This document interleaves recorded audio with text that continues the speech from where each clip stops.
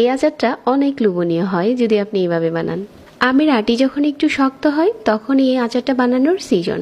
আজকের এই আচারটা বানানোর জন্য 1 কেজি কাঁচা আম নিয়ে একটা আমকে 8 টুকরো করে কেটে নিয়েছি।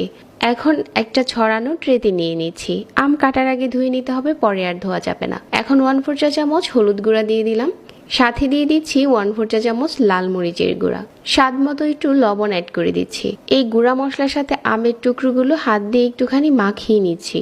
এখন এটা কড়া রোদে শুকিয়ে নিতে হবে 2 থেকে 3 ঘন্টা। এখন আমের টুকরোগুলো এরকম হয়েছে। আজকে এই আচারে কোনো রকম পাঁচফোড়ন দিব না, আমি পাঁচফোড়নটা এইভাবে করে নিজেই বানিয়ে নিয়েছি। 1/2 কাপ সরিষার তেল দিয়ে দিলাম, আর এখন দিয়ে দিচ্ছি আমের টুকরোগুলো। সরিষার তেলের সাথে আমের টুকরোগুলো এপাশ ওপাশ করে ভেজে নিচ্ছি। 1 কাপ চিনি দিয়ে দিলাম, আর 1/2 চা চামচ লাল মরিচের গুঁড়া দিয়ে দিলাম। একটু নেড়েচেড়ে মিশিয়ে এখানে আমি প্রায় 3 চামচের মতো সিরকা দিয়েছি। আচারে যে মশলাটা গুঁড়ো করেছিলাম এখান থেকে দিয়ে দিলাম 1 টেবিল চামচ। এই মশলাটা গুঁড়ো করে রেখে দিলে আপনারা যে কোনো আচারে দিতে পারবেন। একটু নেড়েচেড়ে মিশিয়ে নিচ্ছি আর মাঝারি আঁচে জাল করতে থাকছি। এখন চুলা থেকে নামানোর আগে স্বাদ মতো রেগুলার লবণ আর বিট লবণ দিয়ে দিচ্ছি।